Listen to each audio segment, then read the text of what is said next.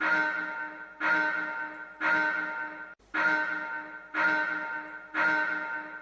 into another edition of Gas. I am Gresh. He is Jayson Anik. You were playing everybody and we're winning the game last night. The head coach is fighting people on the sideline. What do you got for me?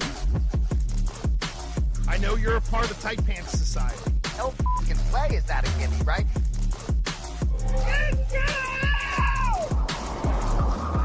Oh boy, this could be a real interesting edition of Gas today because we know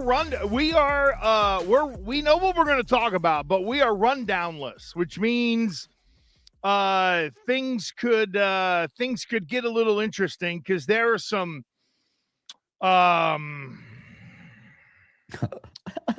there's some dumb motherfuckers out there who are going to get theirs today. My man Jayson Anik knows it's coming, and it ain't him. Brother Anik, good morning. How you doing, babe?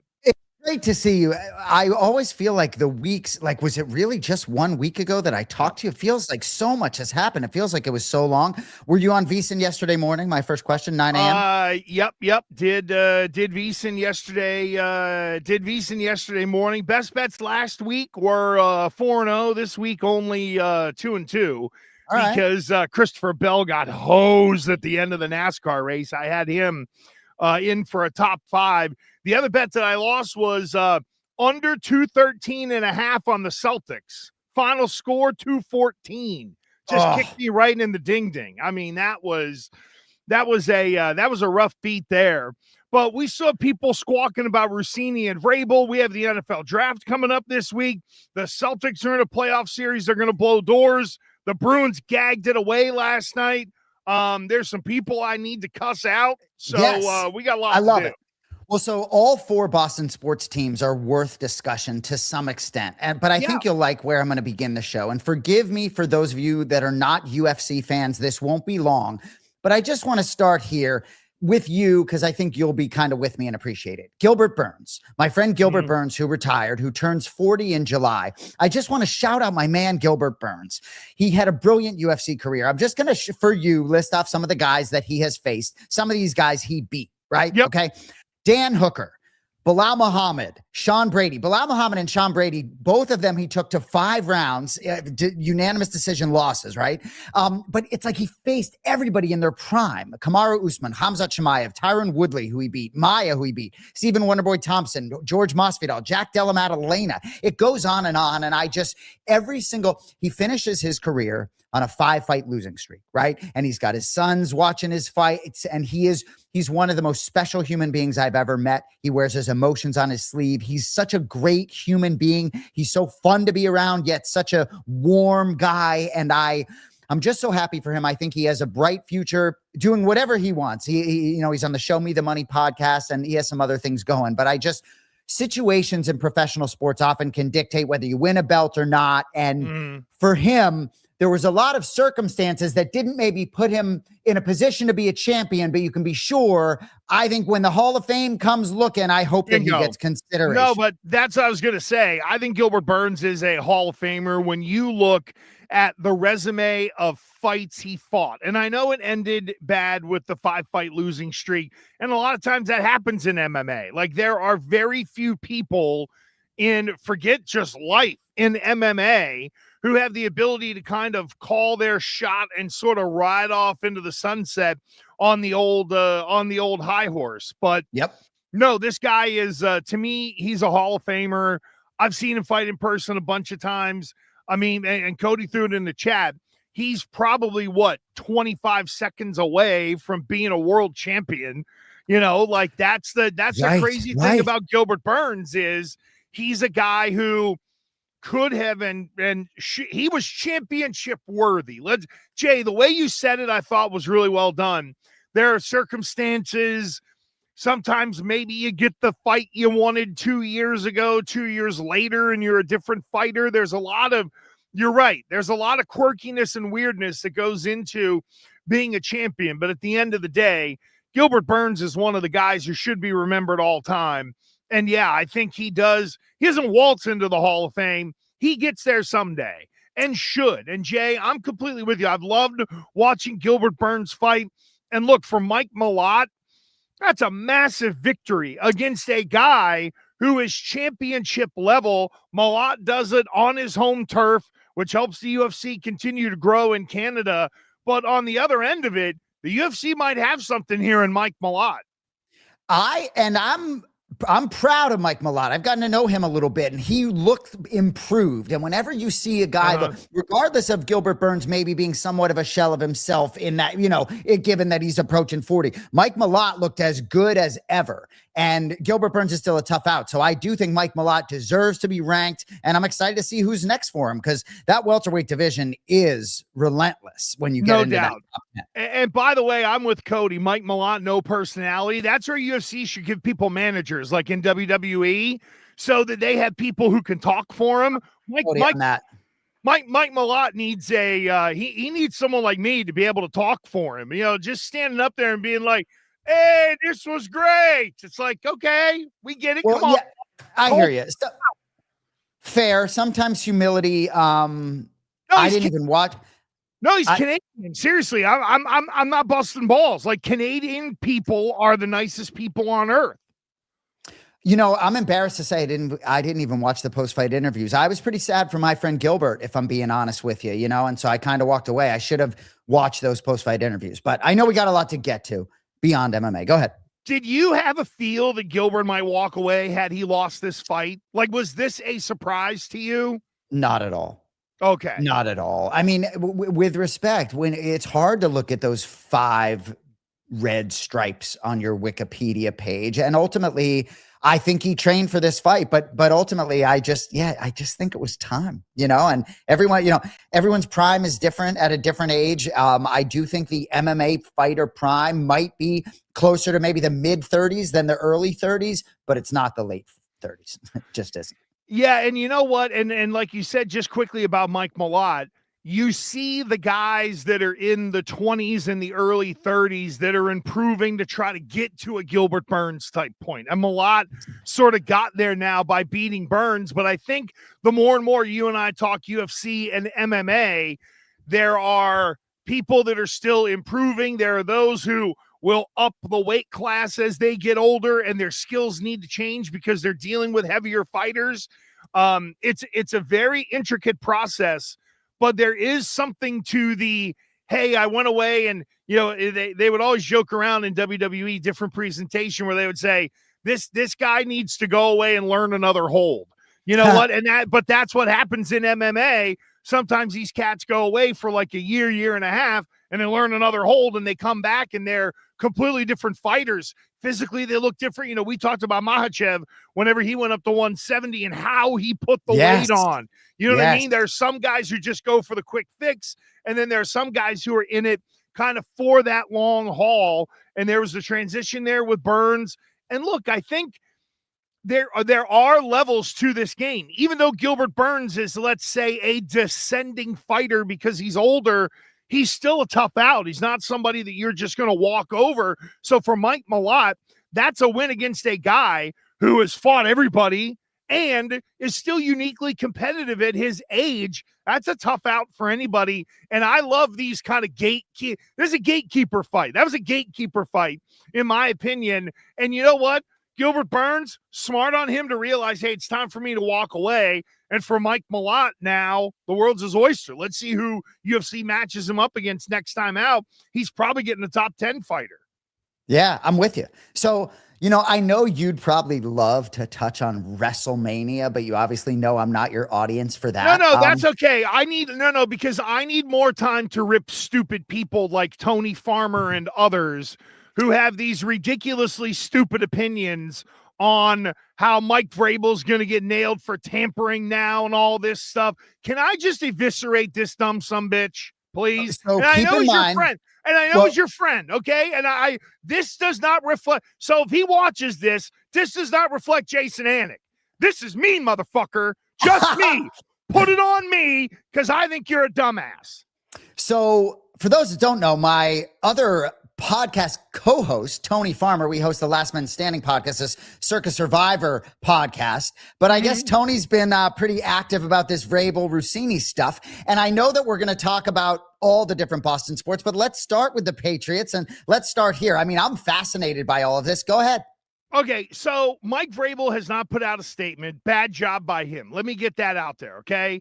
But there are people like Tony Farmer and others who are doing the whole, well, now it's tampering because it was information given and talking about a player on the other side or a player on another team and stuff like that. And I know that Adam Schefter has the report this morning that A.J. Brown is likely to be a Patriot.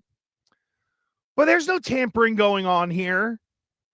There's no tampering going on here. And by the way, if it did, the NFL has a goddamn period that they designate before free agency that's called the tampering period. So unless it is Mike Vrabel literally talking to A.J. Brown and his agent, and they are in cahoots in putting out this information and putting it out there about A.J. Brown, guess what A.J. Brown isn't doing? He's not at the offseason workouts in Philadelphia, according to reports this morning. So Philadelphia and A.J. Brown are at an impasse. There is no one else lining up to trade for A.J. Brown right now that we know of. Mike Vrabel is, listen, if he was using Russini to get information out there, guess what, Chooch? It happens all the time. Tell me you don't know anything about the inner workings of the NFL by tweeting out dumb shit. And I'm sorry, and I know he's your guy. And again, don't hold it against you. I appreciate your honesty. Point. And I tweeted at him on Saturday morning being like, this is stupid. And he's like, what? Now it's turned into, oh, those people that aren't ever hitting the Sam, they'll realize that this is tampering and blah, blah, blah. I don't think the Philadelphia Eagles think it's tampering. I don't think the Philadelphia Eagles are the ones that are raising the red flag on this. And oh, by the way, it happens all the time in the NFL where coaches take a job. And let me ask you something.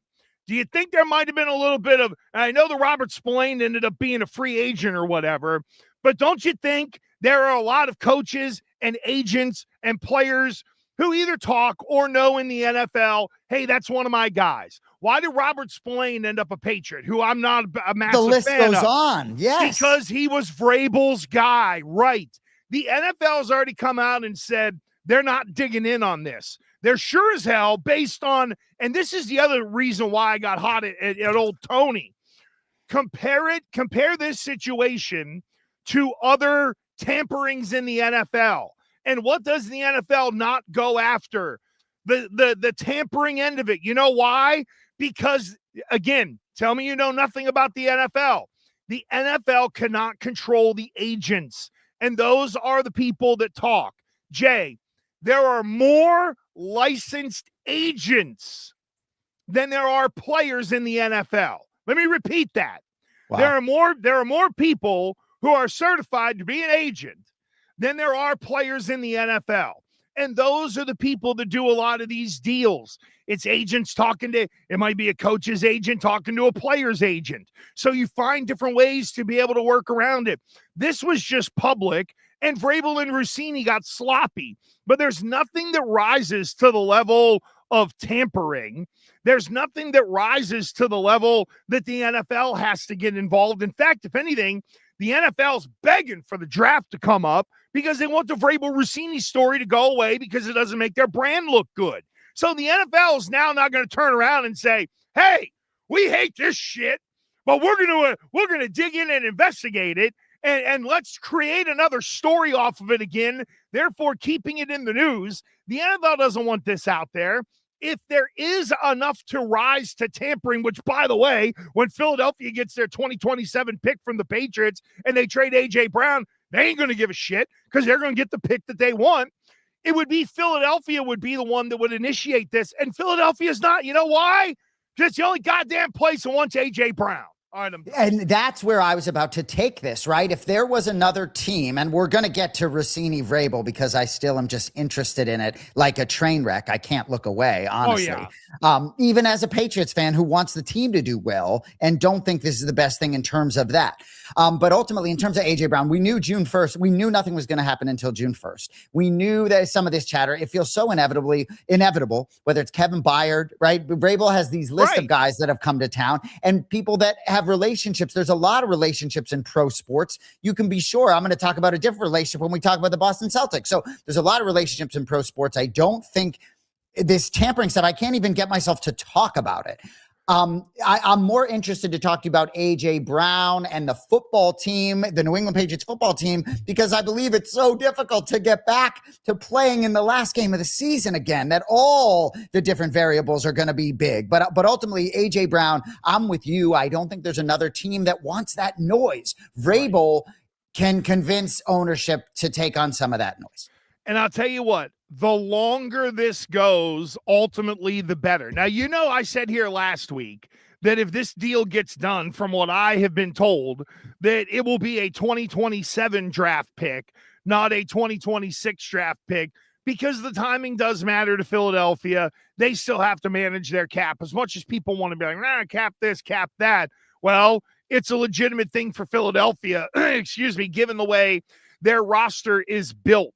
So I thought, Jay, it was going to take the 2027 first round pick. I'm now to they're going to give the second rounder. Wow. I think it's going to be, it'll go the way of DK Metcalf. Remember when DK Metcalf was available in Seattle? Multiple first round picks, bullshit. Stop it. People, that's the fantasy goofs out there who would be like, oh my God, I give up my 2 fake first round picks to be able to get the guy. Dipshits. Then there's the real world of football, right? And I think that it's going to be, and look, if they gave up the 1, I don't care.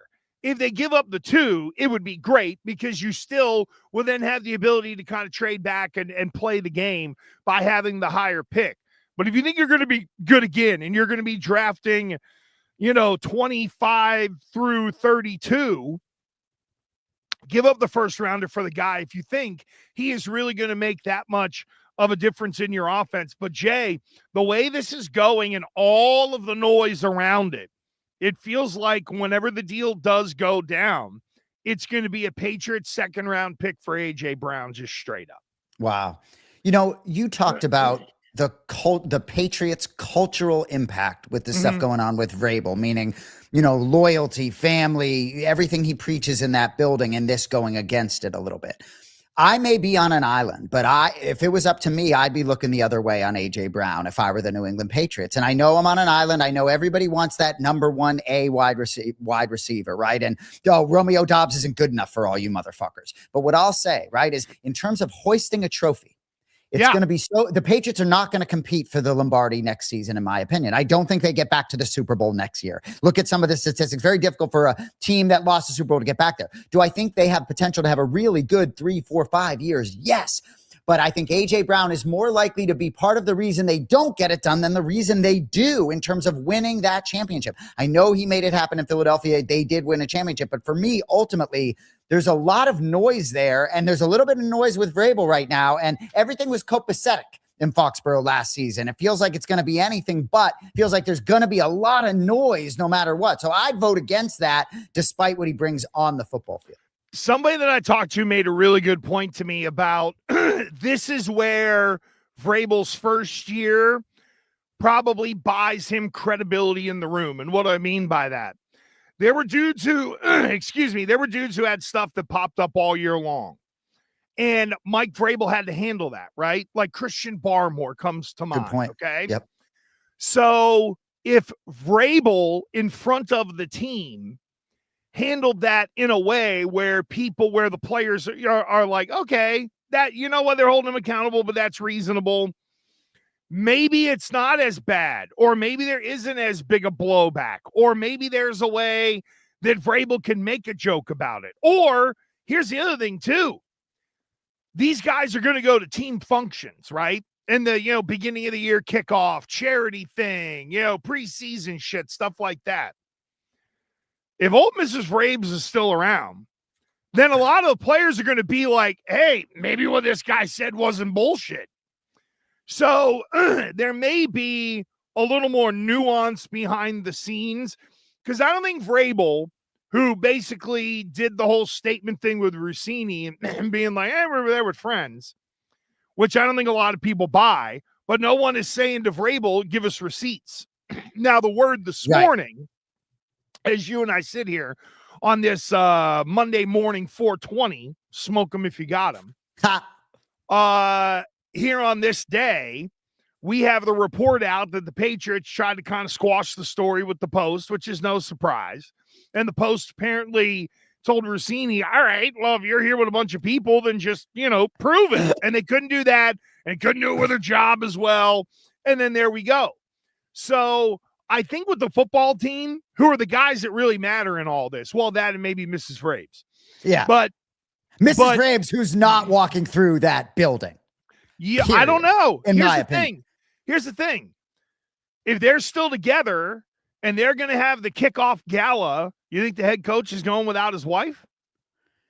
I do, if I'm a betting man. I mean, look, a lot of people have personal issues in their lives. There's a lot of infidelity in the world. Like, I'm fascinated by this story. I'm not going to sit here on this show and pass judgment on Mike Vrabel, but unless both marriages were already sort of on the outs, and if the spouses knew about, but I believe that Russini's husband hired a private investigator. I mean, this is just fascinating to me. It's like, gosh, I mean, I've been with my wife 22 years. I'm not like this. I don't do this. So I don't know. But gosh, it's like when people get caught, it's like, how dumb do you have to be to get caught in the first place? But I could talk out of 6 sides of my mouth. I could be like, okay, Mike, you go to get Russini, right? Like, there's so many different angles I could take. But ultimately, I think Mike Vrabel will still be able to coach. A lot of people have personal stresses that they're able to compartmentalize and still handle their business as elite professionals. So I still believe he'll be able to do his job, but I'm just fascinated by the whole thing. I mean, Russini has to lose her job. Vrabel seems maybe like a slap on her wrist. That's a conversation.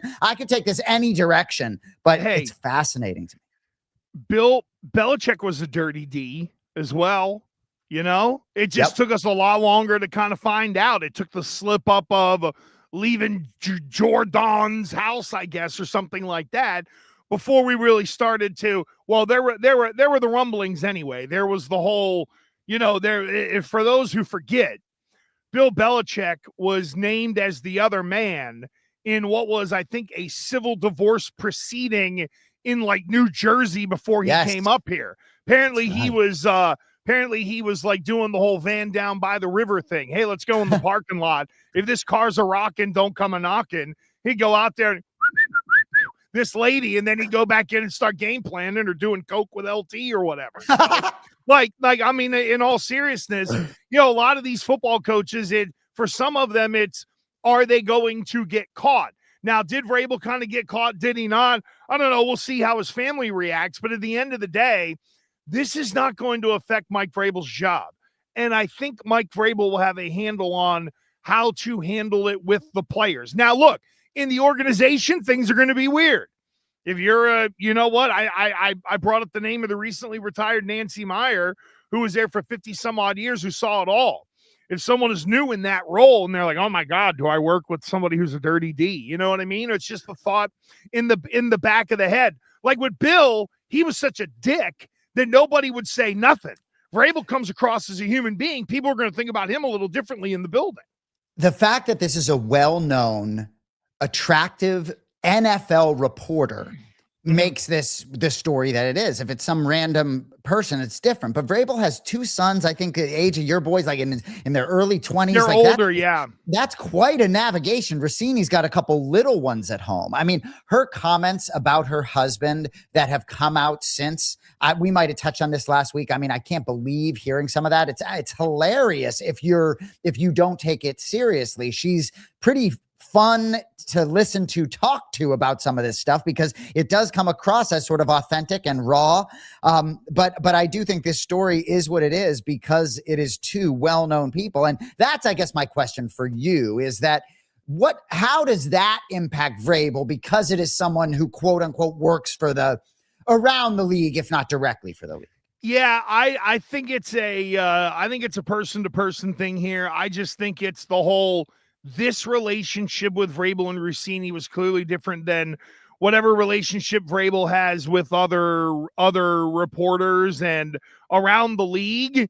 It'll be another coach is out there doing whatever. But look, these things have been swirling around Dianna Russini since 2015. So let's just be real about this, okay? I don't think here you go, Jay. Methinks that for most people around the league, they weren't like, oh my God, how could this happen? It was more, oh, she finally got caught. That's kind of the vibe that I'm getting from people and look, if I'm Dianna Russini, I think about doing almost a funny named reboot of my career and just, becoming an insider who just does it on the web or something like that. You know what I mean? Like, yeah, well, I would call it like she should be the head of like clandestine productions, because they try to go to a clandestine destination to go bang before allegedly bang before NFL meetings. What I will say is that some of the content that she was sort of speaking freely about her relationship was riveting for me. So I think she's going to find a home doing something. And I guess it's just the whole I was going to twist your line as might need to find a home soon. But anyway. Yeah, right. But it just, obviously for the two families, it's fascinating. If her husband actually hired a PI, for people that are in the public eye, to play with fire like this, it just blows my mind. And I guess what I'll finally say about this is, as a Patriots fan, my favorite sort of term, this little fly in the ointment. I don't love the fly in the ointment that is this thing, because ultimately I think that when you make it to the Super Bowl and lose, getting back there in a conference like the AFC was down and weird last year. It's not going to be the same. It is going to be ruthless next year, in my humble opinion. So to me, I'm more focused on the football field. I think it's going to be an uphill climb for this team. Yeah, I'm not so sure. I need to see what they do in the draft. There are, I think where New England has finally gotten back to is where they were under Belichick. And what I mean by that is that most years with Bill, okay, you went into the draft without a glaring need, right? Like last year, we knew with the high pick, they were going to fix the left tackle spot, and they knew it, and they could kind of predict that. But when you're in the bottom of the draft and your roster is to the point to where you may have some needs you'd like to fill. But when I think about this football team, Jay, there are pieces that I would like for them to get, but there's no glaring holes on this team. Like there isn't, it's not like, have you seen the Kansas City Chiefs cornerback room going into this draft? There's I want to look up the kid's name because I screw it up all the time. But that corner from LSU is plus 450. Delane, I think it is. He's plus 450 to go pick number 9. And I think if you just look at some of the rosters of some of these teams, at least in the upper part of the draft, you can kind of tell where they're going. And you look at the Chiefs at number 9, Mansour Delane is plus 450. He's a corner from LSU. He might be the best corner in the draft. I think that guy is going to KC. But I think for some teams, Jay, you sort of know where the lean is going to be. I think for New England, they could go in almost any direction, minus, say, quarterback. You know what I mean? Yep. But drafting another offensive lineman would not be crazy. Drafting another D lineman wouldn't be crazy. The kind of linebacker they need, an off-ball linebacker, not in this draft, or if it is, it's kind of down the road. There are one of the position groups that is bountiful is wide receiver. So if New England feels froggy to grab a guy, maybe it's more in the 3rd and the 4th round, given the way their room is built. And they may also be like, hey, we know we're going to trade for A.J. Brown. So, let's bring in someone to maybe push, Booty or someone like that. But that's the thing about New England, where we're back to the Belichick years, where they can almost go in any direction and you could kind of justify it, or whatever way they're going to fortify the roster with these young guys. And I think they're drafting a D tackle in the first round, because I think Christian Barmore's on borrowed time. Wow. Yeah. Good stuff all around. I hope it's in the trenches, either on the offensive or defensive side of the ball. I still think that offensive line is shaky at best. All right, let's talk about the Boston Celtics, and obviously the Bruins will be touched on, and the Red Sox and Patriots. Well, we sort of did the Patriots, but like the Boston Celtics, Gresh, I don't really know where to begin. I guess I'll just begin here. And I wasn't intending to do this. So my brother was at the game yesterday. Courtesy of the head coach. And I'll say this because my brother, Joe Mazzulla, is a diehard MMA fan, big UFC fan, loves jiu-jitsu more than he loves basketball, for those that don't know. So hey, real quick. Did you see that apparently Joe Mazzulla entered some kind of fight, whatever it was, and he did it under his wife's maiden name so that he could fly under the radar? That's so badass. And apparently he won it. It was a jiu-jitsu tournament. It's just unbelievable. But no, so John was there, a couple rows, off the court, and just being, and just what I'll say about Joe Mazzulla is just a great man. And I'll say with John, right, it's just very cool. And when we talk about professional sports and relationships in professional sports, right? So John gets out of there, game ends, right? Gets in his car on the road, looks down his phone, text from coach saying, stick around. He's like, you got to be kidding me. I'm already on the road, right? So I think you might have missed an opportunity. Mazzulla's assistant trying to get him back in the building. So I think you maybe missed an opportunity to get in the locker room. Hopefully it will present itself again. But for those that haven't sat super close to a basketball game, it is just absolutely incredible to see the size and the athleticism of these dudes from 2 feet away. It's just unbelievable. I got to introduce John to Johnny Joe Idaho, who is the equipment guy for the Celtics and has been for like 30 years. So Johnny Joe got there because of Patino, but Johnny Joe Idaho used to work like a ticket window at the old Raynham racetrack. And him and Patino got to be buddies. Then Patino gets the head job, and he pulls him out of literally working in horse racing. And now Johnny Joe has been there forever. He's probably going to be retiring soon because his ass is old. But I love it. We got it. Yeah. If you want, you got to get that Celtic gear. There you go. Yeah. Got to get Johnny Joe. No, dude, I love it. And John had access to the tunnels and everything, which was pretty cool. So he's just sort of walking around, which was dope. But this basketball team, and you know what? I want to talk about the coach first, then we can talk about this game and this team. But Joe Mazzulla, for those that don't know, I think he's the only coach in Celtics history to have 4 55-win seasons. I could go on and on about this guy. And that clip where the gentleman was talking on NBC Boston, I don't know his name, about Mazzulla competing in that jiu-jitsu tournament, he went on to say some other things just about Joe Mazzulla, and he made a comparison to Phil Jackson, which I thought was really interesting, talking about sort of the Zen component in the locker room and having relationships with each guys and being able to hit on different things. And I just, even Vucevic, he made a comment, he's like, we're not looking for him to be a scorer or a shooter, just looking for him to play basketball. You know what I mean? And gosh, they're so deep. I could go on and on. It is fascinating to me that they are in a position to perhaps become a dynasty here if they win their second championship in 3 years. Yeah, and who you referred to is Bill Chisholm, who's the new owner, who was saying all this stuff about Mazzulla, and apparently he loves Joe. He should, for crying out loud. I mean, there's a sneaky chance they get to the NBA Finals here in Chisholm's first year of really running things on a year where they reset the luxury tax. Nobody would have predicted that would happen.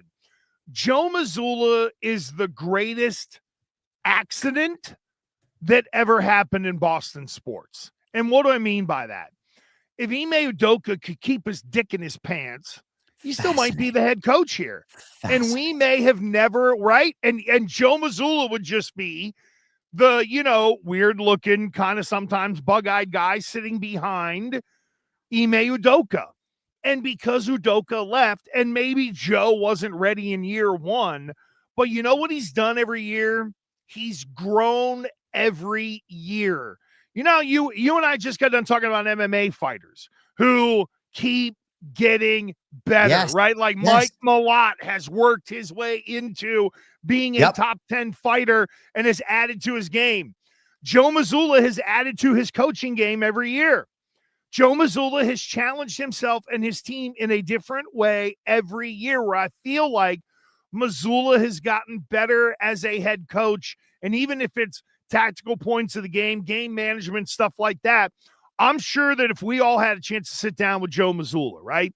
And I could say to him, you know, there's the old Jim the Jim Valvano line, where you were, where you are, and where you're headed, right?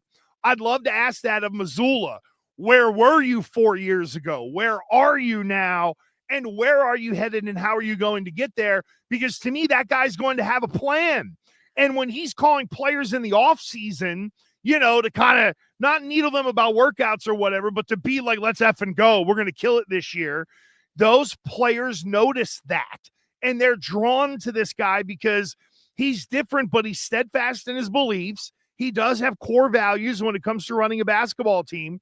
But to me, Jay, he's gotten better every year because Missoula still challenges himself. And I love that about the guy. I love it. He's supremely present in the moment. He talks about getting better every day. You know, Ricky Lundell, who's an MMA trainer, talks about, you know, he has this program, 1% better every day.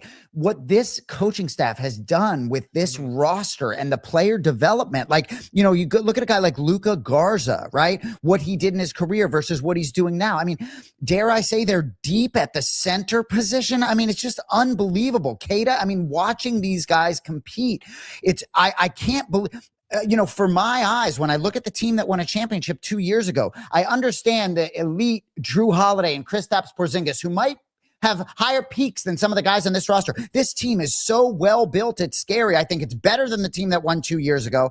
Look, they're going to have some challenges in the Eastern Conference. Maybe the biggest challenge certainly going to be if they make it to the finals. But if I'm the Western Conference right now, the last team I want to see is a healthy Boston Celtics. No question. And let's also give Brad Stevens some love here too. Yeah. Because there are teams who will stash the sons of superstars on their G League team. Hello, Lakers. Or there are people like Brad Stevens who really, truly looked at it as developmental. And look at Baylor Shireman and his now, granted, a first-round pick, played in Maine, learned what they wanted him to learn. Jordan Walsh is another guy. Drafted him, used him in the G League to develop him. Whenever those contracts came due and they had to move people off the roster, you had people there that were ready to go. And those are just two examples of how Brad Stevens has masterfully used the G League to get guys ready so that when he needs them at the NBA level, these guys have some seasoning and they're ready to go. Not everybody uses their G League that way. Stevens has done a masterful job, and Missoula has done a masterful job of putting those guys in the mix. There are going to be times in the playoffs where maybe we don't see a ton of Baylor Shireman. However, I got to give Missoula credit for, hey, this guy might not be the biggest factor in the postseason, but he's going to help me get to 50 wins here in the regular season, and didn't just look at him as, you know, oh, it's a first round or some G League guy. No, they got him some seasoning and got him in the lineup. And Missoula, I thought, did a great job of managing that kind of stuff all year long, along with Stevens. I totally agree. Great stuff there. And if this team is actually going to realize a championship, there are things that could benefit them along the way. When they won their championship in 2008, I'm speaking of the Celtics, every single series went to 7 games, if I'm not mistaken. And Doc Rivers, while I understand he won that championship, had some moments to be desired in a lot of those series, in my opinion, as a fan. But Philadelphia, if Joel Embiid comes back from the appendectomy, could present some challenges, maybe get a game or two in this series. I do still think Boston's going to win. But if the Celtics can make this a short series, I think that could really benefit them. And in that gauntlet that is the Western Conference, I do believe the Celtics should be able to handle the fucking New York Knicks, period. Yeah. If the Knicks beat the Celtics, you know, kudos to them. I think this Celtics team is just better than the Knicks. You've talked about ad nauseum that the Knicks team was built to beat last year's Celtics team. You've said that over and over again. I agree with you. So the Celtics should win, but if they can, God forbid, play 4 or 5 games in this first series instead of 6 or 7, I think that would benefit them greatly because they may not be the best team in the whole league. This is where having Jayson Tatum is really going to pay off. Dude. Did you hear him last night after the game? No. Well, it's been 48 weeks since it happened. He's been counting the weeks that he got injured in Madison Square Garden. And to have that matchup again, oh my God, Tatum's going to go off. Dude, did you hear Derek White mic'd up at the beginning of the game? So Derek White's mic'd up and they have him next to Jayson Tatum. I'm sure all of the people watching saw it, but he's like, I played 3 games with you last year, 3 playoff games with you last year. I don't want to do that again. Derek White says to Jayson Tatum. It's just special. And, we didn't give the Tatum Brown and, what's going to be like for Jaylen Brown when Tatum comes back. We didn't give that any noise on our show, and with good reason. You need each other. And I loved having Jay Billis on the call because I think he's a brilliant man, calling them Batman and Batman yesterday. That is the truth. I mean, Jaylen Brown has elevated his game to where this Celtics team is just that much more dangerous. No, I agree with you. And unfortunately, I don't know if JB is going to get a rightful first-team All-NBA nod. The betting markets are getting a little squirrely on that. So interesting. That'll be, you know what? Honestly, I want Jaylen Brown to be second-team All-NBA. Ha! No, I'm serious. You know why? I know. Light a little because fire. I want, little playoff fire, and I want that guy with some things to still achieve. I don't want him to be first team All NBA. There was a line they used in Seinfeld, the way a dirt farmer dangles a carrot in front of a donkey. And you know what? It's exactly right. That's what it is. Dangling something in front of him that he still wants to achieve. I want Jaylen Brown to get second team All NBA because I want him to get hot. I want the Celtics to rally around him and be like, what the F is this? How does this guy have this year and not get first team All NBA? I think it would be great for a team where the expectations are being heaped back on them again to, throw a little log on that fire and let everybody rally around JB and let JB go off. I love it. And I think he'll go off regardless. I think you can be motivated too by the achievement as well. And I just think these two superstars are wired a lot like their head coach. And I tell you what, if they get this one this year, you really start to put yourself in some conversations as, real all-time greats when you back up and you get another championship. But I know that's a long road ahead. But Jaylen Brown was second team All-NBA at one point in his career. That's why he has this max deal, right? I think it was 13. Yeah. Gotcha. Either way, though, he really looks like a different dude. And it's really exciting to watch Pistons as the 1 seed down 1 game to love to the Orlando Magic too. So it's going to be interesting. Yeah. Hey, look, I think I think that Detroit team, I've been saying it, they're young. Who knows what's going to happen? San Antonio's the same thing. Difference is they have a unicorn. So people are giving them the benefit of the doubt. I think a little more elite talent around him than Cade Cunningham has. Yeah, maybe so. I like Stephon Cass. I like Fox. I like that team. Hey, here's another thing that the Celtics will really benefit from. That is going on another run here and having somebody in free agency be like, yeah, the Celtics are where I want to go. I am feverishly trying to find the slot that will be open. I believe the Celtics will have about a $14 million slot open. You can get a real player of impact to come in and have somebody perfectly add to this roster. I just wish LeBron didn't hate Boston so much because I think it's the perfect fit for him if he truly wants to play one more season and not do necessarily so much of the heavy lifting. I mean, I think, this is the best defensive team in basketball, LeBron. That helps around you.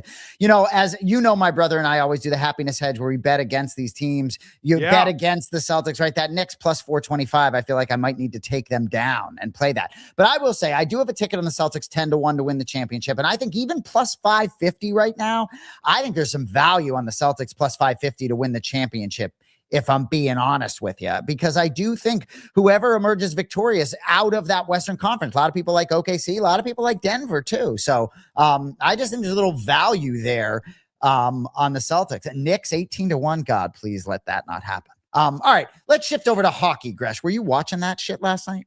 Nope. I had it on in the background, but I wasn't. It was on one of the TVs, but I admittedly, I really was. I know what happened. I went back and made sure to watch the final like 8 minutes of that game to kind of see how they melted down. I will say I did watch some of the first period because I wanted to see how hot Buffalo was going to be. The crowd was jacked up. It was like almost 7,000 days between playoff games or something like that. Like it was, and the people in Buffalo, basically all the Bills Mafia stuff turned into Sabres Mafia, before that game, and people were kind of losing their mind. But that was some kind of atmosphere in Buffalo for them I wanted to see the first 10 minutes of the game because I thought the Bruins are going to have to really hold off a team that was going to come out like a bunch of Hornets. And you know what? It was, I thought Buffalo didn't take advantage early on of the juice that was there.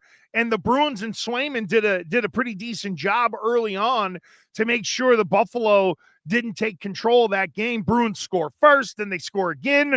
You're thinking they're going to be okay. And then that final 8 minutes was just diarrhea. Yeah, so the final 8 minutes, the Sabres score 3 goals in the 4-minute and 34-second span, and that was it. But I will say, watching this game, and I thought it was interesting because Cody had put a quote from Marco Sturm, head coach Marco Sturm. He says, "We played a really good hockey game for us." And the operative words for me there are "for us." We just couldn't finish it. That's a frustrating point, but it's a long series.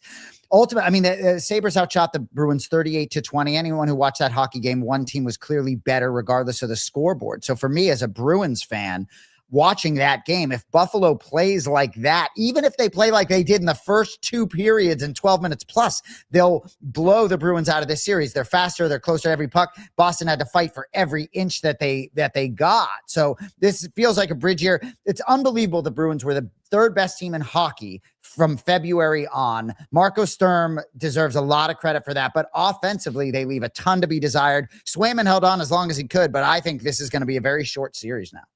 Yeah, I think if the Bruins had won this series, it would have been really a level jump for them.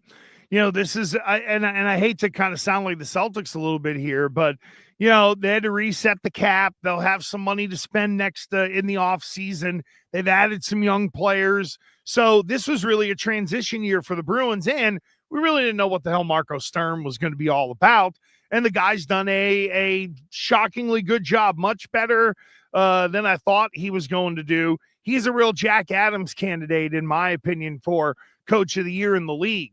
But look, if the Bruins get, they lose in 5, all right. I mean, to me, I don't want to say they're playing with house money, but they kind of are. They've taken a step forward this year. They've reestablished themselves as playoff teams with a head coach. I like where they're going. This feels like playoff experience for everybody who needs it. Totally agree. And again, as a Boston sports fan, you just feel like all 4 franchises, we'll talk about the Red Sox, are the Red Sox, maybe I shouldn't include, but are in really good places in terms of some of the leadership, right? It's like Cam Neely deserves a lot of credit. Like the fact, Buffalo Sabres talk about 7,000 days between playoff games, not in Boston in a year that they easily could have bottomed out, score 100 points. Very true. Yeah, very, very true. And that's where, that's where the accountability, for as much as the Jacobs family got hooted on for a long period of time, the fan accountability with the Bruins, I think kind of keeps them on their toes to where unless, now look, when they had the year where they went for it and they brought back Krejci and they brought back Rask and all that, had they completely bottomed out, tore it down to build it up again after that year, I think Bruins fans would have understood it. They clearly didn't approach it that way. It was more of okay, we're losing these guys, but how can we at least get ourselves to par? Cody makes a good point in the chat about Florida right now is kind of in that situation where they missed the playoffs finally, but they have, older players, guys on contract. How are they going to kind of tear it down and rebuild a little bit? Carolina is going to be thinking the same way here pretty soon. But the Bruins have done a nice job of at least middling it, so they haven't completely turned us off. I think we would have understood a bad year if there was a quick rebuild, but they've never pushed us away really in the last 10 years. Totally agree. So I know we're going to talk about the Red Sox in a moment, but I just have to say before we leave this Bruins discussion, when I look at the betting line, I'm down here in South Florida, Hard Rock Bet, the Buffalo Sabres are minus 160 in game 2. unless my eyes are fucking deceiving me, Gresh, that game was so dominant from a Buffalo standpoint, regardless of the score, in my opinion. I mean, I understand it's a hockey game. It's like a soccer game. Anything can happen, couple goals, but it's like I'm running to the window to play the Buffalo Sabres in game 2, given the way game 1 transpired. Yeah, I think you got to feel pretty good about, say, the Buffalo winning this series in 5. I know they had more shots, they had more hits. It was, but minus 160 game 2. You like that too, don't you? Yeah. No, I definitely do. Man. I mean, I should have been more on the side than the total on the Celtics yesterday. But I know. Yeah, kind of. To your point, Jay, it feels like Buffalo gets 2 at home. Bruins get 1 at home when they go back. Sabres win a tough game 4. Close it out at home in game 5, and then get ready for the second round. That's what it feels like. Makes great sense to me. So I know you've talked about the Red Sox roller coaster, and gosh, it's so disappointing that when they get to 8 and 11 and then have Saturday and Sunday transpire like they did. And we got Patriots Day today on 4:20, the 11:10 start time. So we'll get to that in our final, because I got to play for you on that game. But yeah, I mean, if Garrett Crochet is going to have an ERA of 7.88 and they're going to be last in the major leagues or tied for last in home runs, that's just a couple statistics. No surprise they're 8 and 13, but Yanks starting to play good. This season may bottom out more quickly than we hope. Is the coolest thing about this year, or the most positive thing about the Red Sox this year, these cooler cups? Have you seen these things? No. They have these new. They hold on. I want Cody might be able to pull one up for you. But yeah, apparently they have these cooler cups now that I guess are all the rage. But if we're really going to look at the Red Sox, the offense is, there you go. Look at those things. Yeah, they look really cool. They're pretty cool. You need a ton of gin or vodka to get through a Red Sox game. So Gresh, are you going straw? Are you going straw? Or are you emptying the cooler into your mouth? I'd use the straw, because right. I think that little gimmick there, I don't know if it works, but that's a great question. Oh, it's gotta fucking work if you're selling me the cooler cup. So anyway. the offense is powerless. Garrett Crochet. I mean, I don't know if you got some thoughts on what the hell's going on there. The bullpen needs a quality right-handed arm. And I won't get into the Nesson stuff because I love Merloni and I think he does a good job, but golly, that Nesson broadcast. I mean, can you elaborate, since I haven't been privy to it? It's duller than whale shit. Wow. It is. It's dull. It's listless. Lou does great breakdown, really. And I know that it's funny, Kobe, but there are some who maybe don't love Lou. I like Lou because, I like the traditional play-by-play analyst when it comes to baseball. I don't want 2 play-by-play guys, because I can sit there and do the whole, he roped it down the right field line heading for 2. I can do that. I want to know why the guy hit the ball down the right field line and what pitch he saw and how he barreled it and stuff. That's why I want a real color analyst in the booth. It's just Nesson. It just is, and they're promoting the worst titled show on the planet. Their version of sports talk is a show called Boston Has Entered the Chat. What fucking dork has said it like that in 15 years? Yeah, you know right, what it is? exactly. So, Jay, you know what it's like? It's like the people, Jay, if I asked you how old you were, would you say back to me, I am blah, blah, blah, years of age? Every play-by-play guy who uses that, and you know what? Your brother's done it once, and I think I said it to him. I bet he has. Don't do the, Don Orsillo used to, I love O. Don't, Orsillo, 29 years of age. Who uses that in modern vernacular? Sir, how old are you? I am 51 years of age.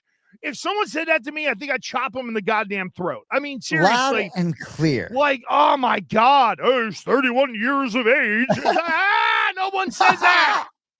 And John Anik, if you watch this, please don't say that.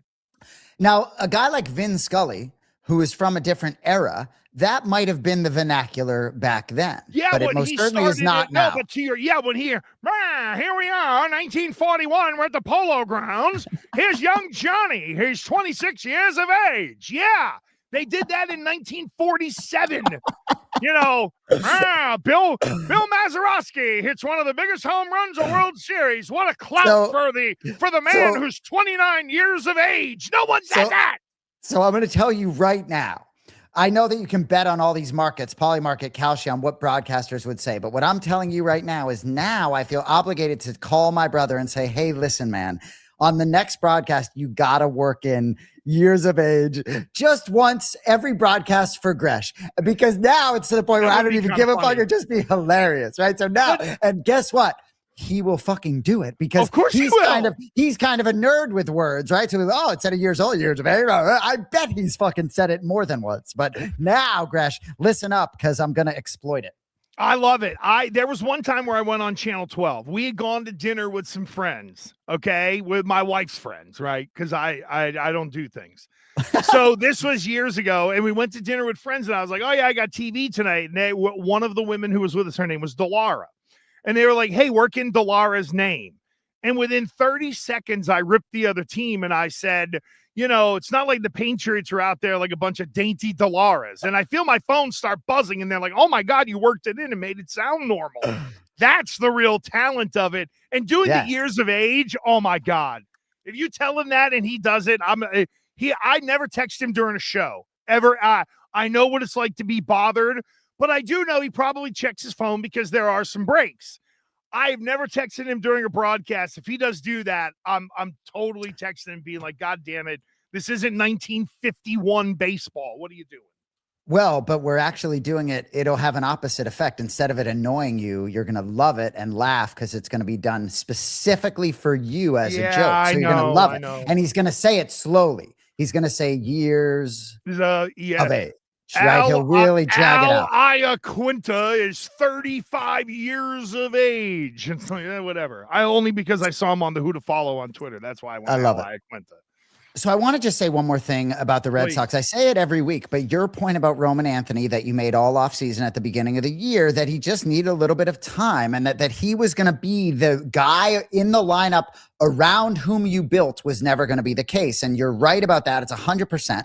And Bregman, who got injured last year, who was good when he was there, it's not just about the stick. It's about the presence. It's about the veteran presence. It's about what it does to other teams' pitching staffs, and just that having Bregman to pencil in every day, even if you get a guy like Bregman who might not be able to perform to what his contract is, if you will, right? Because I'm with you. And baseball is supremely frustrating to me. I went to the Marlins game over the weekend with some Marlins fans, and it's like for the Red Sox and it's funny, we ended up in the Josh Beckett suite, which was very fitting. Oh, that's awesome. But it was really fun. A lot of kids, which was cool.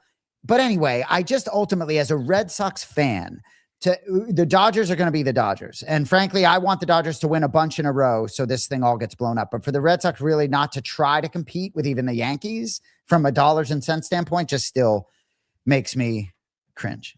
Well, and even the Yankees aren't the Yankees, like Hal Steinbrenner is not like, is not like Big Stein. They're still spending, $350 million or whatever in the world it is. I mean, again, it's as simple as John Henry has won 4 world titles here, and the fans should be satisfied in his mind. It was, and in his mind, it was, they were starving for one, and I've given them 4, and they still hate me. Well, why are so they move on? Like then. when they were chanting the whole, sell the team, and he went, oh, sell the team, and they caught him on camera, kind of saying that he will never sell this team, folks. Learn it now. There's a game there is a playbook for the way the Fenway Sports Group go about doing this.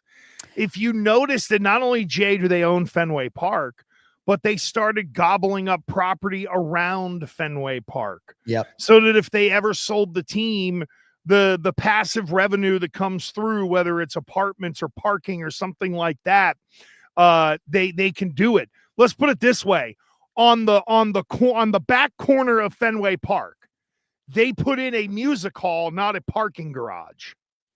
So it kind of tells you their intent of how they're going to stay here. And they did the same thing in Liverpool, bought up a lot of land around the stadium and things like that, so that, you know, they maintain their ability to get that passive income and to be able to get the money that's coming in through the team. It's just, I hate to say we're stuck with this guy, but I'm not wishing when I say this, I'm not wishing, trust me.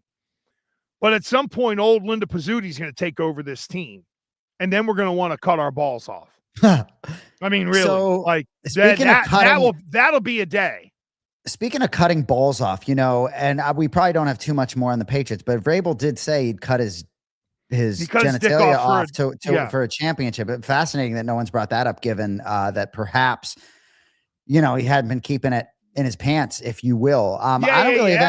I don't really have anything else on the Patriots, but I guess what I'll ask you real quickly, in terms of him like not being available for media and different things, and ultimately where this goes, like, do you have any thoughts on that sort of side of it? Ultimately, I think we both know, and you alluded to this earlier, that Vrabel's going to handle the microphone privately and publicly well when he does. But any thoughts on them sort of keeping him hidden?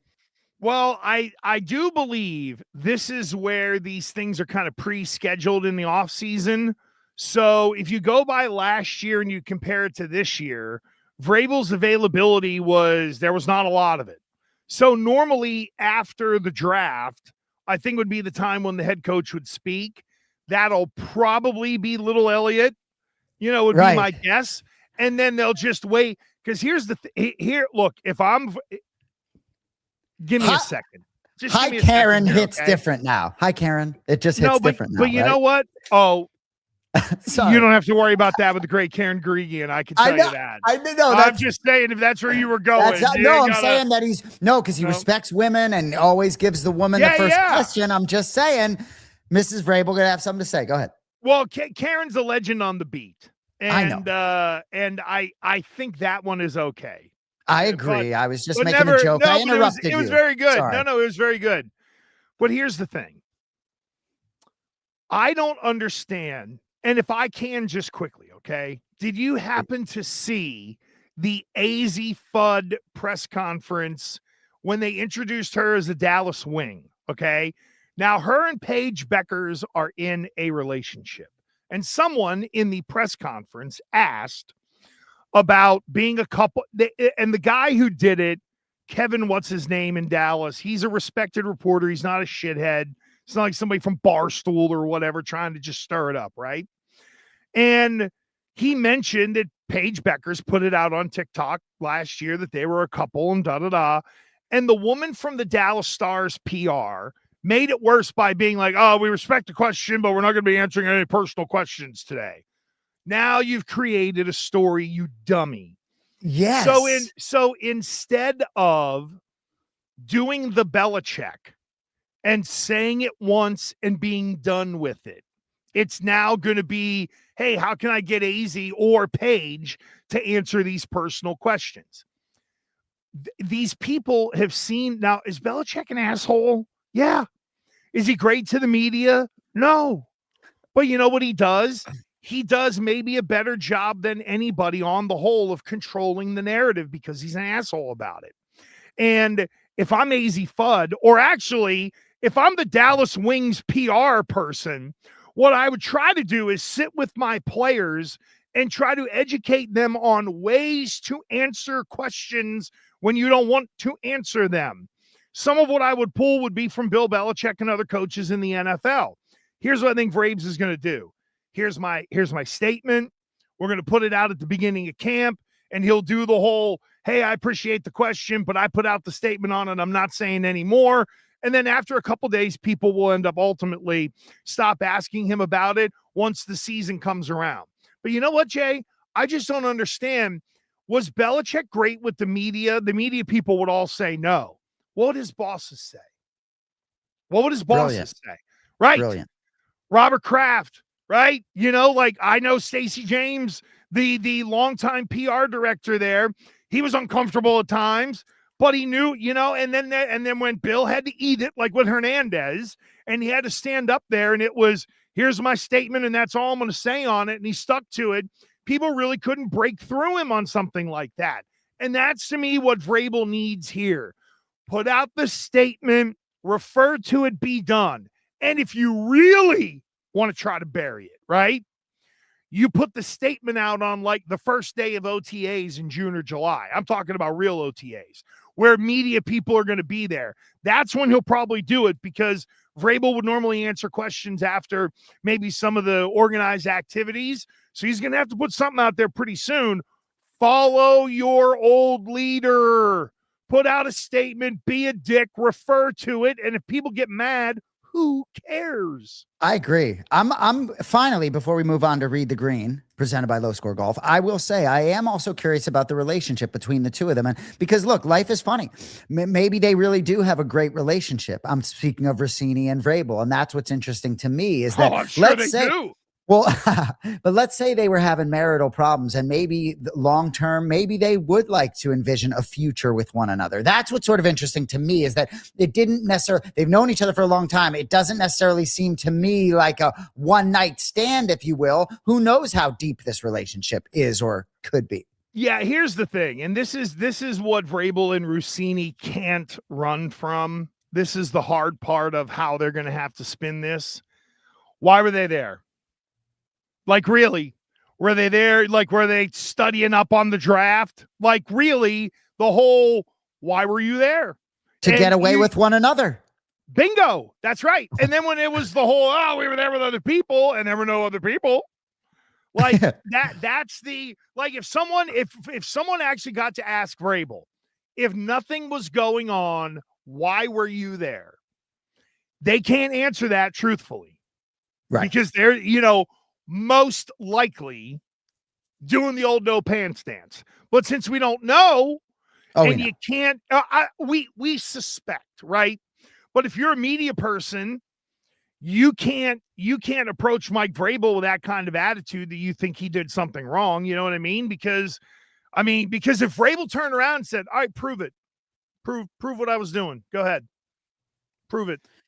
Where's the extra leg? Right? Do you got photos too? Like, that's the thing. It's a slippery slope for both sides. So if you're Vrabel, make it easy on everybody. Put out a statement and be done with it, because you know as well as I do.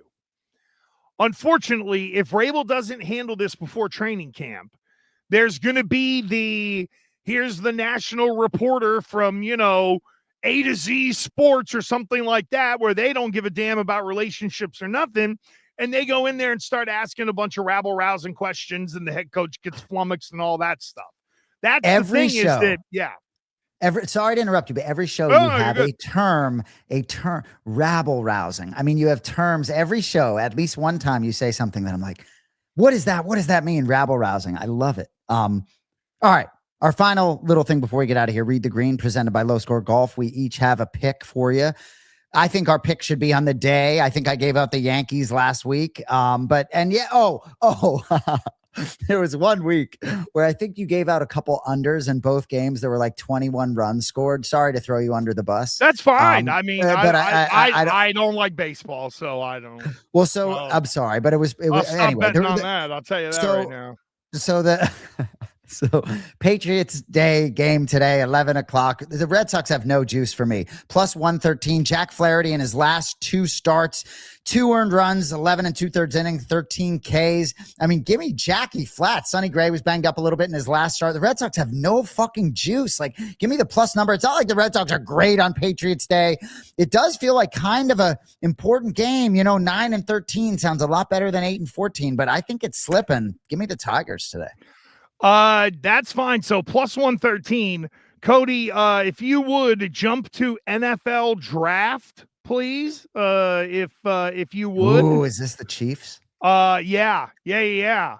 Actually, no, it's not the Chiefs. You know what? Go picks 1 through 5. You're on it, Code. Scroll down. Pick number 4. Keep going.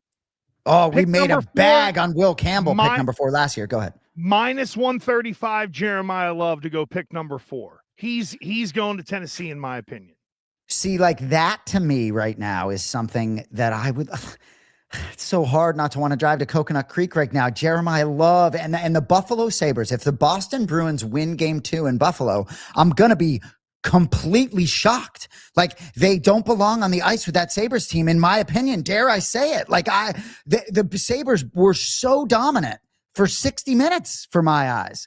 So we're there we go. So let's go Sabres minus 170, and there we go. A nice plus 488 parlay, baseball, hockey, and some NFL draft. You got your parlay for the week, folks. There you go, baby. Yeah, I would just go straight on the Tigers today, and then maybe we get to the other stuff tomorrow. But anyway. I dig it all, man. I like it. Thanks to a Low Score Golf for the sponsorship on that. And there's your parlay. Next week, we will be able to talk about the Patriots draft class and then how A.J. Brown would allegedly fit in. Maybe we have to go through that exercise next week once the roster is closer to complete. But it's going to be a real interesting Thursday, Friday, and Saturday. We're going to move on to football, which will be good for us in New England.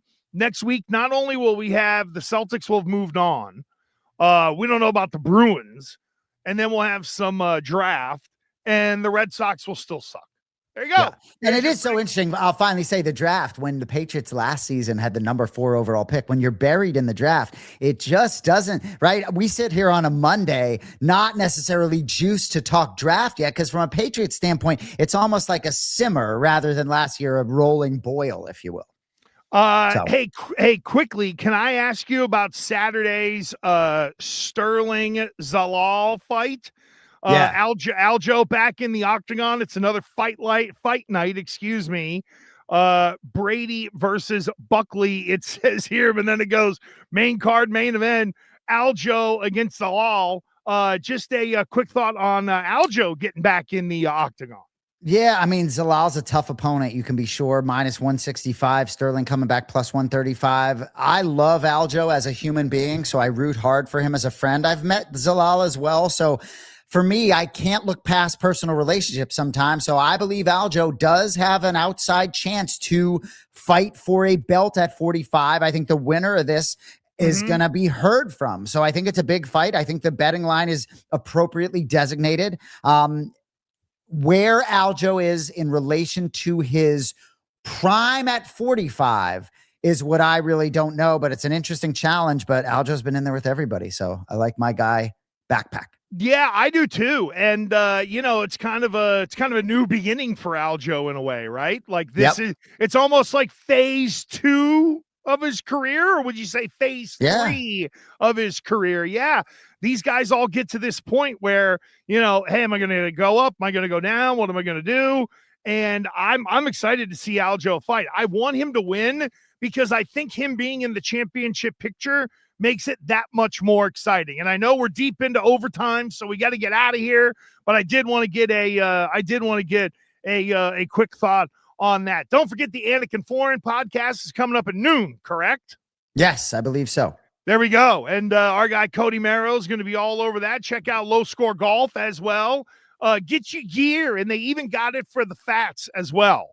So that's a good thing. Cody does a good job with that. That's it for us. That's it for Gas. Make sure you join us next week. Hey, subscribe to my YouTube. Make sure that you're subscribing. Put the notifications on so that when Gas is on the air, you know that we are here, and we'll see you next week.